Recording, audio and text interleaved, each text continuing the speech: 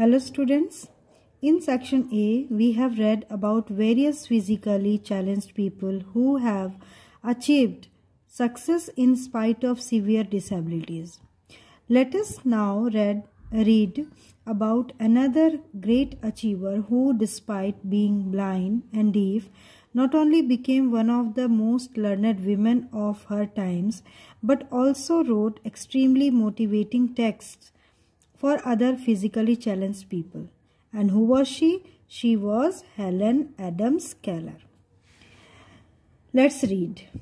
Helen Keller was born in Alabama, a small town in the USA on 27 June 1880.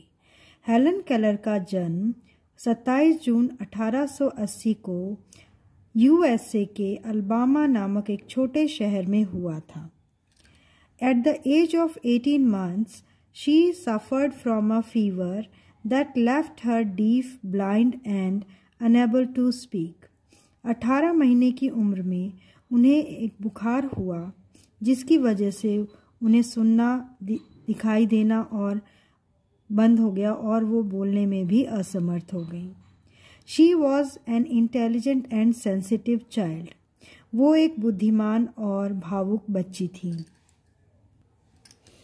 And her inability to communicate often led to frustration and anger. और उनकी जो अंदर जो inabilities थी, सुनाई न देना, बोल नहीं पाना और दिखाई न देने की वजह से communicate, वो बात नहीं कर पाती थी, किसी दूसरे से interaction नहीं होता था, जिसकी वजह से वो बहुत ही frustrated feel करती थी और उन्हें बहुत गुस्सा आता था. But every cloud has a silver lining. एक बादल के पीछे एक सुनहरी किरण ज़रूर होती है, यानी कि किसी भी मुश्किल के बाद एक आशा की एक किरण ज़रूर होती है. Just before Helen 7th birthday, Helen के 7वें जन्मदिन से बिल्कुल पहले, a young teacher named Annie Sullivan came to stay with Helen. एक टीचर जो एनी सलिवन जिनका नाम था, वो हेलन के साथ रहने आई एंड एजुकेटर, और उसे पढ़ाने के लिए.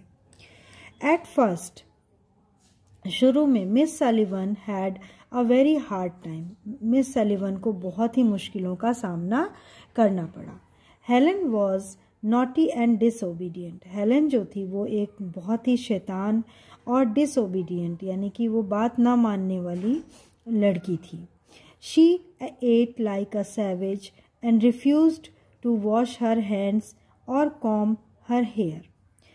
वो खाना एक जंगली लोगों की तरह खाती थी. सैवेज का मतलब होता है जंगली. And refuse to wash her hands, और अपने हाथ धोने से भी वो मना कर देती थी और कंघी करने से भी मना कर देती थी बालों में.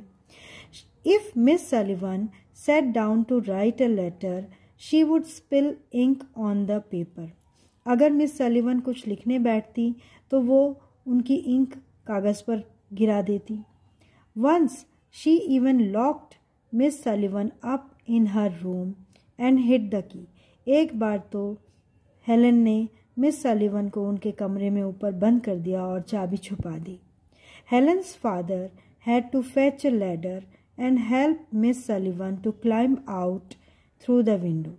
हेलन के पिताजी को उन्हें बाहर निकालने के लिए सीढ़ी लानी पड़ी और मिस सलिवन को ऊपर चढ़ करके विंडो के थ्रू बाहर आना पड़ा और उन्होंने उनकी मदद की. मिस सलिवन रिमेन्ड काम, फर्म एंड पेशेंट. लेकिन मिस सलिवन ने गुस्सा नहीं किया, वो शांत और धैर्यपूर्वक उसको डील करती रही. She knew what terrible handicaps Helen had to struggle against. वो जानती थी कि हेलन जो है वो कितने, मतलब एक अपंग हेलन जो थी वो कितनी मुसीबतों के साथ वो संघर्ष कर रही थी. She herself had been almost blind as a child. Miss Sullivan खुद जो थी, स्वयं जो थी, वो बचपन में अंधी हो गई थी, लेकिन उम्र के साथ धीरे धीरे दो हर साइट हैड इम्प्रूव लेटर, बाद में उनकी नज़र जो थी वो थोड़ा इम्प्रूव हो गई थी, यानी ठीक हो गई थी, उन्हें दिखाई देना शुरू हो गया था. Soon after she arrived, she gave Helen a beautiful doll. जब वो आई थी तो उन्होंने हेलन को एक सुंदर गुड़िया दी। Then she took Helen's hand and, और उसके बाद फिर उन्होंने हेलन का हाथ अपने हाथ में रखा। And in deaf and dumb language, और गूंगे बहरों की जो भाषा होती है उस भाषा में उन्होंने क्या किया, she spell doll DOLL on Helen's palm, उन्होंने हेलन की हथेली पर डॉल शब्द को लिखा। This was the beginning of Helen's education, ये हेलन की पढ़ाई लिखाई की शुरुआत थी, शिक्षा की शुरुआत थी। Miss Sullivan took every opportunity to spell out different words on Helen's palm, और इस तरह से मिस सलन जो थी उन्होंने हेलन के पाम पर अलग अलग तरह के शब्दों को स्पेलिंग सहित लिख करके उन्हें शिक्षा देना शुरू कर दिया। Helen had an intelligent and tireless mind, Helen जो थी, हेलन जैसा कि हमने पहले पढ़ा कि हेलन बहुत इंटेलिजेंट थी, हेलन का जो दिमाग था वो बिल्कुल कभी न थकने वाला दिमाग था। बाय द टाइम, समय के साथ साथ, she was 7, she was learning to read, वो 7 साल की हो गई और वो उसने पढ़ना और लिखना शुरू कर दिया। एंड काउंट इन ब्रेल, और ब्रेल भाषा में उसने गिनती भी सीख ली। She had also invented about over 60 different signs with which she could talk to her family. Helen ने खुद अपने 60 तरह के अलग अलग निशान या चिन्ह डेवलप किए, बनाए, जिससे वो अपने फैमिली मेंबर से बात कर सकती थी। वो most deaf people can not talk, जो ज़्यादातर गूंगे बहरे लोग जो होते हैं वो बात नहीं कर सकते हैं, ठीक है ना। But Helen was determined to learn, लेकिन हेलन के जो सीखने की जो इच्छा थी वो बहुत ही दृढ़ थी। Was determined to learn. It took her a long time, लेकिन इसमें समय बहुत लगा। शी मेड मैनी मिस्टेक्स, उसने बहुत सारी गलतियां की। Because she could not here, क्योंकि वो सुन नहीं सकती थी। What her teacher was saying, कि वो उसकी टीचर क्या कह रही, वो उसे सुनाई नहीं देता था। But she did learn to talk, लेकिन उन्होंने बात करना सीखा। Not only in English, English में ही नहीं बल्कि but in French also, लेकिन फ्रेंच में भी। This remarkable girl insisted on studying in a school for normal girls. उसने उस बहुत ही विशेष जो लड़की थी हेलन, उसने अपनी पढ़ाई लिखाई के लिए नॉर्मल गर्ल्स स्कूल में ही उसने पढ़ाई करनी चाहिए। And later on graduated from Radcliffe College, और उसके बाद रेडक्लिफ कॉलेज से उसने ग्रेजुएशन की।